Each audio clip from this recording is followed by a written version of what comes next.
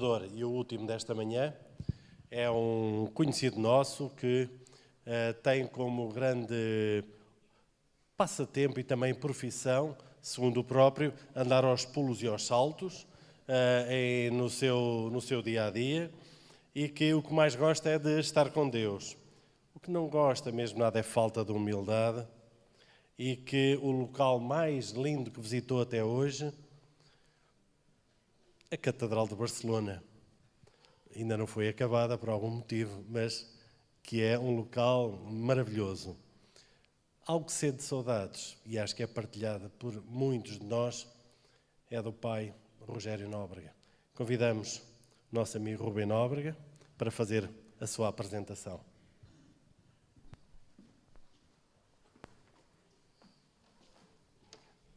Muito obrigado, Carlos. Bom dia a todos. É um privilégio poder estar aqui esta manhã e um prazer.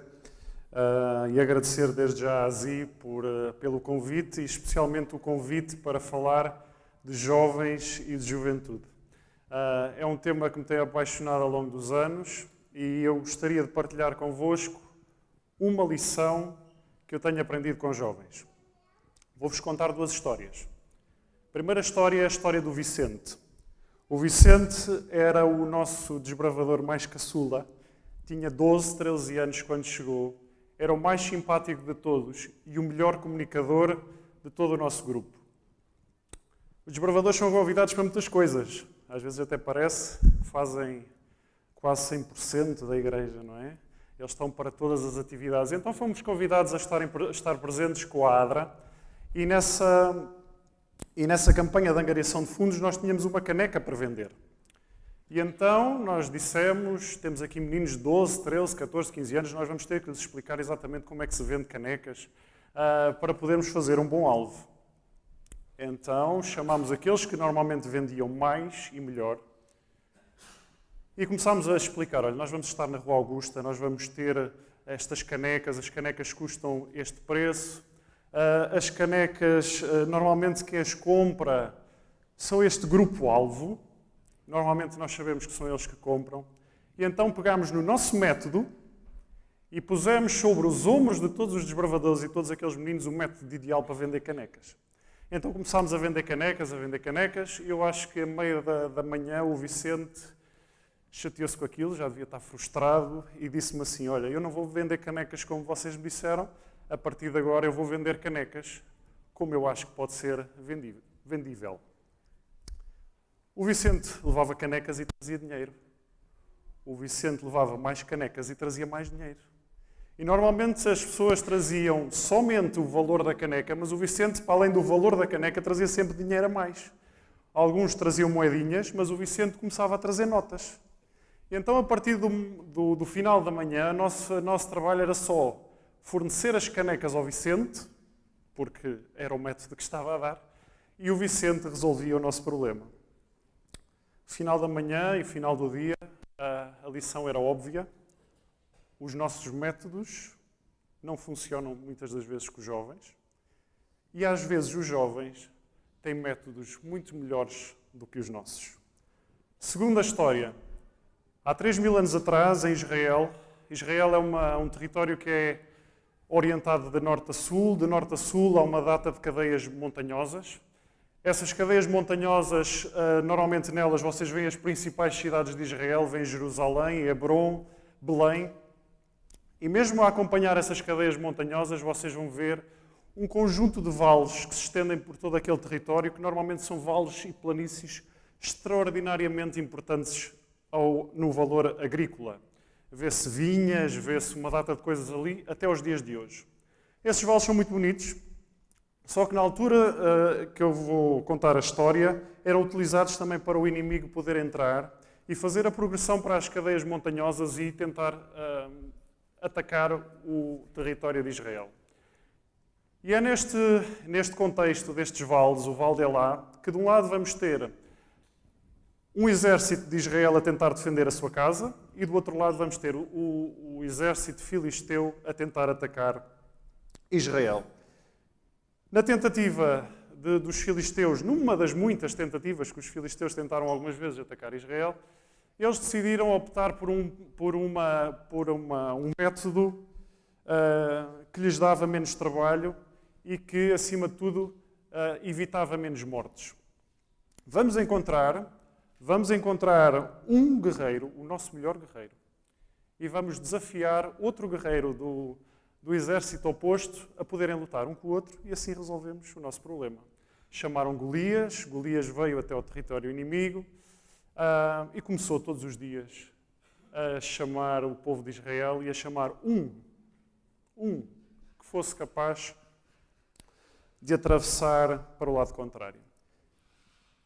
É neste momento, neste vale, que a história é interrompida e em 1 Samuel nós saltamos assim, em termos temporais e geográficos, e a Bíblia diz: havia um jovem chamado Davi a pastar rebanhos em Belém.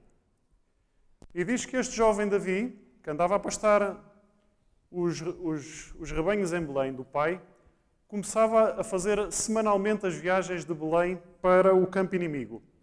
E, aliás, para a zona de guerra. E levava alimentos e trazia uma informação muito importante ao pai. Os 3 irmãos estavam vivos, estavam lá no exército, e então o Davi ia fazendo este percurso para cá e para lá, levava alimentos, trazia a informação e aquilo ia correndo bem. Até que o dia chegou e ele chegou ao campo inimigo e ele viu um espetáculo fabuloso. De um lado, Golias a desafiar os exércitos da sua terra e ninguém se chegava à frente. O que é que se estava a passar? Não havia seleção dos melhores guerreiros. Não havia, ninguém estava a treinar os melhores de Israel para defrontar. Não havia nada. Estava tudo parado. Os métodos que o exército de Israel costumava usar não estavam a funcionar. Estavam a tentar fazer o mesmo método da mesma forma e não tinham solução para o seu problema. A Bíblia diz que quando Davi entrou naquele acampamento, burburinho começou a acontecer em todo lado. E o burburinho foi tal que chegou aos ouvidos de um senhor chamado Saúl, que mandou chamar Davi. Davi, vem cá. E o Davi disse: olha, é só para te dizer que eu estou pronto e posso ir lá, porque lá na minha terra eu guardo rebanhos e assim do tamanho daquele já matei um. Um urso de pé é maior do que aquele.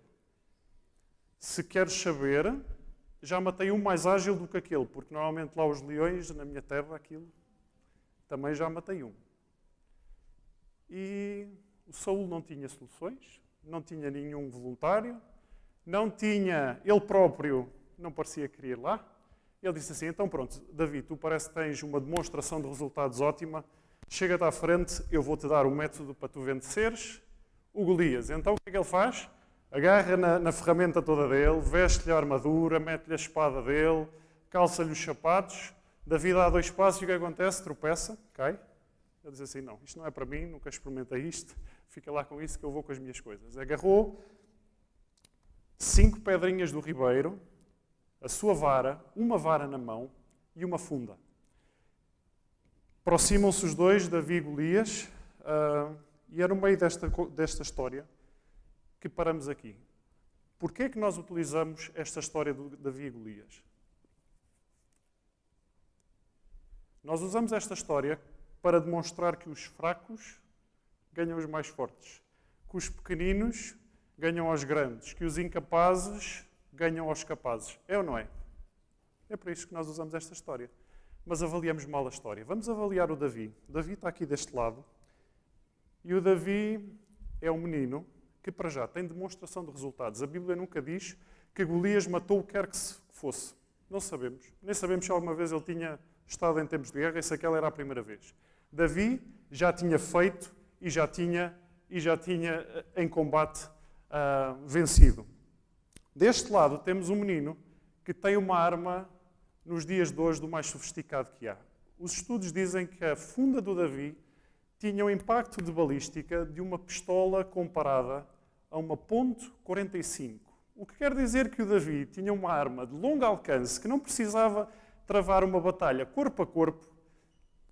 E este era o Davi. Agora vamos passar para o Golias. O Golias está aqui deste lado. E o Golias era lento. porque a Bíblia diz que ele se levantou, quer dizer que ele esteve sentado lá na guerra quando a espada lhe pesou.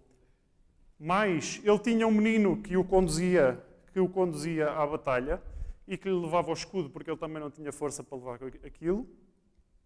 E nós sabemos hoje que os estudos que dizem e que falam do gigantismo normalmente estão associados a um problema. E esse problema chama-se megalia. A megalia basicamente diz que o gigantismo tem dois problemas. Problemas de locomoção, problemas de visão. Os problemas de locomoção vemos claramente que Golias tinha. E problemas de visão. Lembram-se que há uma parte que Golias diz assim: sou eu algum cão para vires a mim com paus e pedras? E a minha pergunta é, quantos paus tinha Davi na mão? E porquê é que ele falou no plural? Que ele não via bem. Lembram-se quando ele disse, Davi, chega-te a mim, vem combater comigo. Porquê é que ele queria que o Davi se aproximasse? Porque era onde ele, era o território que ele dominava. Porque se fosse ao longe, ele não via, ele mexia-se mal. Então nós utilizamos esta história, para mim, no meu ver, de forma errada. Porque nós avaliamos assim um bocadinho como o Vicente. Avaliamos mal a capacidade dos nossos jovens. E às vezes nós dizemos um bocadinho como Saúl, tu és muito novo. E a desculpa do muito novo, andamos a perder oportunidades e andamos a deixar fugir os Davis da nossa vida. E eu termino com uma pergunta. Em que lado estamos nós? Estamos do lado daqueles que têm montes de gigantes à nossa volta, montes de problemas na empresa, na igreja, e dizemos assim aos jovens, não, tu és muito novinho, deixa de estar aí sentado. Há de chegar o teu tempo. E nós, mais velhos, continuamos a fazer as mesmas coisas, da mesma maneira, sem resultados. Jesus utilizou, os 12 discípulos eram jovens, não eram?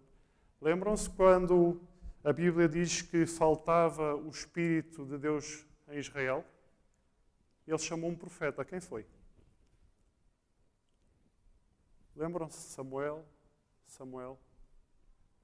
Deus veio ao povo no sítio onde estava um sacerdote, Deus não falou o nome do sacerdote, disse Samuel. O que para mim quer dizer que o método de Deus é capacitar gente genuína e para mim os jovens são um potencial de crescimento extraordinário. Que possamos ter a visão de ter o espírito de Davi e possamos, mesmo atabalhoadamente, também ser um bocadinho como o Saúl. Olha, não sei, isto não está a dar resultado. Ponhamos os Davis ao serviço de Deus. Porque alguém como Davi, que diz ao gigante, eu vou a ti, mas eu vou em nome do Senhor, é uma coisa extraordinária. Muito obrigado pela vossa atenção. Queremos agradecer ao Ruben a sua participação. Alguém tem alguma questão? Questão. A minha questão é simples. Tu achas que se o Golias tivesse visto a funda, tinha desafiado o Golias à mesma?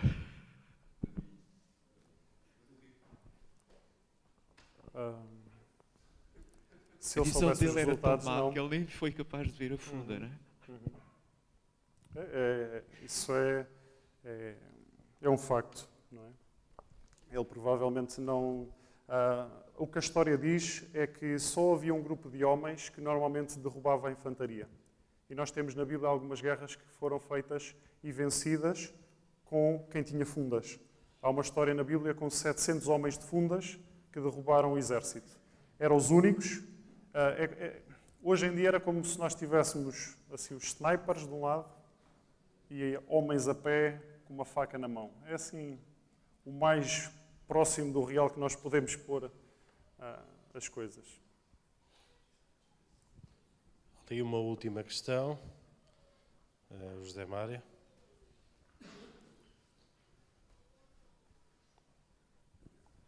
Bom, eu também me levantei agora. E tem a ver com isto. Eu gostava de... Há bocado não fiz uma pergunta ao Miguel Sabino. Se calhar faz todo sentido porque está relacionado. Será que nós, como igreja, Estamos a levantar-nos para darmos lugares aos jovens e para comunicarmos aos jovens de forma diferente as velhas riquezas que são perenes, são eternas, mas que estão a ser comunicadas de forma que eles não estão a perceber. Nós vivemos... para mim, eu noto que às vezes os jovens estão frustrados porque não têm espaço. Nós não temos tempo para eles. Sabem quando nós temos um grupo de 5 jovens e dizemos assim, quem quer fazer oração? Se vocês não esperarem bastante tempo, garanto-vos que vocês não vão ter nenhum voluntário. Tenho cabeças a abanar porque trabalham com jovens. Se nós não esperarmos algum tempo, vocês vão ter 0 voluntários. E nós, adultos, porque queremos que o tempo e o programa e mais não sei o quê corra bem, não há voluntários, eu faço. Sabem o que é que nós estamos a fazer? A deixá-los ir.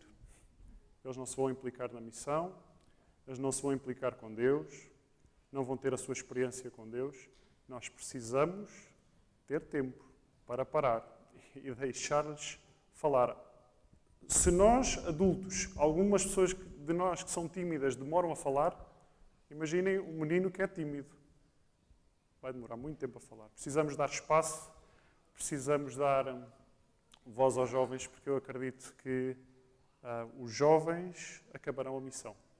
Porque os provérbios bíblicos, todos eles, associados aos jovens, falam numa característica. Força. Quando estamos cansados, quem é que chamamos? Vão os jovens. Nós já estamos cansados. Por isso eles são a força da igreja. Que possamos não esquecer esta característica dos jovens. Mais uma vez queremos agradecer ao Rubén Nóbrega a participação.